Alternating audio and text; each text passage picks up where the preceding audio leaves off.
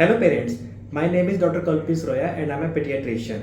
तो welcome to my YouTube channel kids health talk. आज की इस वीडियो में मैं बात करूंगा साइबर बुली क्या होता है। जैसा कि आपको पता है कि आजकल इंटरनेट का ज़माना है, तो जो छोटे बच्चे होते हैं, मोस्टली 10 से 18 साल के बच्चे जो टीनेजर्स होते हैं, वो मोस्टली इंटरनेट के थ्रू ही एक दूसरे से बात करते हैं। तो इंटरनेट के आने से चीज़ें बहुत ज़्यादा फास्ट हो गई हैं, बट इंटरनेट के आने के बाद ही साइबर बुली भी बहुत ज़्यादा बढ़ गया है। रिसर्च से पता चला है कि जो बच्चे नॉर्मल ट्रेडिशनली बुली करते थे स्कूल्स में या बाहर, वही बच्चे साइबर बुली करते हैं। इस वीडियो में मैं बात करूंगा कि साइबर बुली क्या होता है, ये कौन कौन सी टाइप्स की होती है, मोस्ट कॉमन साइबर बुली कौन सी है और इस साइबर बुली का बच्चों पे क्या असर हो रहा है। सबसे पहले बात करते हैं साइबर बुली क्या होती है। इलेक्ट्रॉनिक कम्युनिकेशन मीडिया की टेक्नोलॉजी के थ्रू या फिर इंटरनेट के थ्रू किसी दूसरे पर्सन को गलत मैसेज भेजना, डराना, धमकाना या फिर उसको एम्बैरस करना ही साइबर बुली होता है। तो इंडिया में साइबर बुली का इंसिडेंस बहुत ज़्यादा बढ़ चुका है। 2022 में मैकैफे ने एक रिपोर्ट रिलीज करी थी जिसका नाम था hidden in plain sight more dangers of cyber bully emerging. इस रिपोर्ट में, इस स्टडी में उन्होंने 11,687 लोग लिए थे जिसकी उम्र थी 10 से 18 साल की, और दस अलग अलग कंट्रीज में इसकी रिसर्च हुई थी। और इस रिसर्च का जो रिजल्ट था उसमें पाया गया था कि 85% से ज़्यादा लोग जो इंडिया के थे जो साइबर बुली का शिकार हो रहे थे।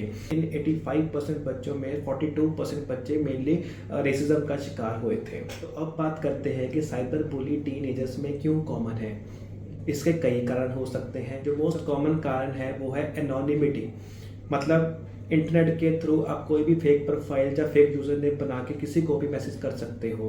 तो इससे टीनेजर्स को लगता है कि उनकी प्रोफाइल हिडन हो चुकी है और किसी को पता नहीं चलेगा कि कौन किसको मैसेज भेज रहा है, इसके कारण उनके ऊपर कोई भी एक्शन नहीं लिया जाएगा। सेकंड का मोस्ट कॉमन कारण सोशल मीडिया का, जैसे फेसबुक, इंस्टाग्राम, यूट्यूब बहुत ज़्यादा इजीली अवेलेबल है और इंटरनेट की स्पीड भी इतनी फास्ट हो गई है कि हर कोई सोशल मीडिया का यूज़ कर रहा है। Third thing is peer pressure. Schools में या फिर कॉलेजेस में कुछ ऐसे ग्रुप्स बन जाते हैं और वो जो ग्रुप है वो बाकी बच्चों को बुली करते हैं। तो कई बच्चे सोचते हैं कि हमें इस ग्रुप में एंटर करना है, तो वो पीयर प्रेशर की वजह से उस ग्रुप में एंटर होते हैं और दूसरे बच्चों पे साइबर बुली करते हैं। चौथा कारण है कि लैक ऑफ सुपरविजन, मतलब आजकल हर बच्चे के हाथ में स्मार्टफोन है, तो पेरेंट्स सुपरवाइज नहीं करते हैं कि उनके बच्चे इंटरनेट पे क्या क्या कंटेंट कंज्यूम करते हैं और कैसे कैसे साइबर बुली करते हैं। और लास्ट कारण है कि impulsive behaviour.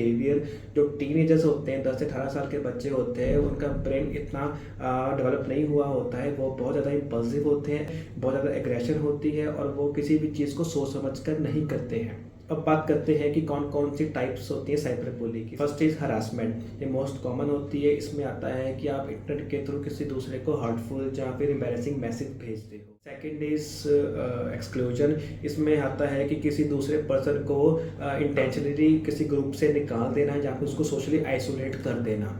Third thing is impersonation, इसका मतलब होता है कि किसी दूसरे पर्सन का, जो कोई बहुत फेमस पर्सन है या फिर किसी और पर्सन का बिहेवियर कॉपी करना और उसको सोशल मीडिया पर डालना। फोर्थ थिंग इज आउटिंग, इसका मतलब होता है कि किसी पर्सन की प्राइवेट या फिर पर्सनल इंफॉर्मेशन किसी और पब्लिक प्लेटफॉर्म पर शेयर करना। Fifth thing is cyber stalking, इसका मतलब होता है कि इंटरनेट के जरिए किसी दूसरे पर्सन की रियल लाइफ एक्टिविटीज़ को ट्रेस करना और उसको डराना धमकाना। लास्ट टाइप इज ट्रोलिंग, इसका मतलब होता है कि किसी पर्सन के अगेंस्ट ऑफेंसिव कमेंट्स पब्लिक में पोस्ट करना। इंडिया में जो most common form of cyber bullying है कि तो दूसरे पर्सन को हार्टफुल या एम्बैरेसिंग मैसेज भेजना या फिर कोई भद्दी फोटोज़ भेजना या फिर किसी पर्सन का बिहेवियर कॉपी करके उसको पब्लिक मीडिया में पोस्ट करना। अब बात करते हैं कि साइबर बुली का टीनेजर्स पे क्या इफेक्ट होता है। साइबर बुली में दो पर्सन इन्वॉल्व होते हैं, एक होता है परपरेटर, दूसरा होता है विक्टिम। परपरेटर मतलब जो साइबर बुली करता है, विक्टिम मतलब जो इसका शिकार होता है। साइबर बुली का इफेक्ट परपरेटर एंड विक्टिम दोनों पर दिखा गया है। एक स्टडी से पता चला है कि जो साइबर बुली करते हैं वो भी काफ़ी बार स्कूल से ड्रॉप आउट हुए होते हैं और या फिर वो जो सब्सटेंस अब्यूज या अल्कोहल स्मोकिंग में फंस जाते हैं और कई बार वो भी सिवियरली डिप्रेस्ड होते हैं। साइबर बुली का विक्टिम पे क्या असर होता है।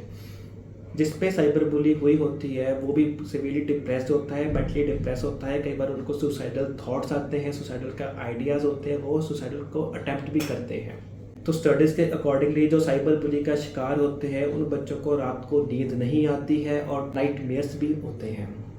और वो बच्चे फिर मॉर्निंग में स्टमक एक हेडेक की कंप्लेंट करते हैं और उन बच्चों को सोसाइटी में जाने में डर लगता है, वो किसी से कोई चीज़ शेयर नहीं कर सकते हैं, बेसिकली अपने आप को बिल्कुल ही आइसोलेट कर लेते हैं। ऐसे बच्चे बहुत ज़्यादा एग्रेसिव होते हैं और किसी भी चीज़ पर फोकस नहीं कर पाते हैं।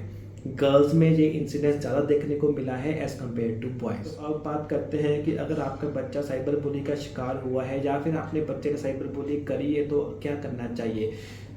अगर आपका बच्चा साइबर बुली का शिकार है तो सबसे पहले उससे बात करनी चाहिए, उसकी बातों को सुनना चाहिए और खुद से कोई फैसला नहीं लेना चाहिए।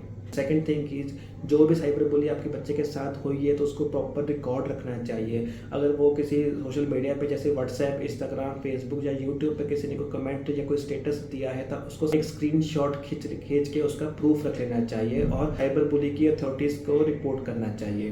थर्ड थिंग इज, जो भी साइबर बुली करता है उस पर्सन को ब्लॉक करें और उसको रिपोर्ट करें। अगर आपको कोई साइबर क्राइम रिपोर्ट करना है तो गवर्नमेंट ऑफ इंडिया की ऑफिशियल साइट cybercrime.gov.in पर बनाए हुए national cyber crime reporting portal पर कर सकते हैं। इस पोर्टल पर आप कोई भी साइबर क्राइम की कंप्लेंट कर सकते हैं। इस पोर्टल पर आपको दो ऑप्शंस मिलेंगी। फर्स्ट ऑप्शन में आप वुमेन और चाइल्ड से रिलेटेड साइबर क्राइम की रिपोर्टिंग कर सकते हैं एंड सेकंड ऑप्शन में आप बाकी साइबर क्राइम की रिपोर्टिंग भी कर सकते हैं। और साइबर क्राइम का हेल्पलाइन नंबर है 1930। फोर्थ थिंग इज, जिस स्कूल में आपका बच्चा पढ़ता है उस स्कूल के टीचर्स और प्रिंसिपल्स के साथ कॉन्टैक्ट करें। अब क्योंकि अगर स्कूल में ये बुली चल रही है तो वहीं पर उसको कंट्रोल किया जाए। लास्ट थिंग इज, अगर आपका बच्चा साइबर बुली का शिकार है और वो डिप्रेस्ड है तो फौरन डॉक्टर की सलाह लें। तो अब बात करते हैं कि अगर आपके बच्चे ने किसी के साथ साइबर बुली करी है तो क्या करना चाहिए। अगर आपके बच्चे ने किसी के साथ साइबर बुली करी है तो उसको इग्नोर नहीं करना चाहिए। उस बच्चे के साथ बैठकर बातचीत करें, उसको समझाएं कि क्या गलत है क्या सही है। उसको ये भी बताएं कि अगर आप किसी बच्चे के साथ साइबर बुली करते हो तो उस बच्चे पे क्या बीत सकती है, उस बच्चे पर उसके पेरेंट्स पर क्या क्या असर हो सकता है। मतलब अगर आपके बच्चे ने कोई गलत काम किया होता है तो जैसे आप उसको समझाते हो वैसे ही साइबर बुली को सीरियस पे लेकर उसको समझाना चाहिए। आई होप आपको ये वीडियो अच्छा लगा हो। ऐसे ही और इन्फॉर्मेटिव वीडियोस देखने के लिए मेरा YouTube channel kids health talk subscribe करें एंड शेयर जरूर करें। तो फिर मिलते हैं अगली वीडियो में। Thank you.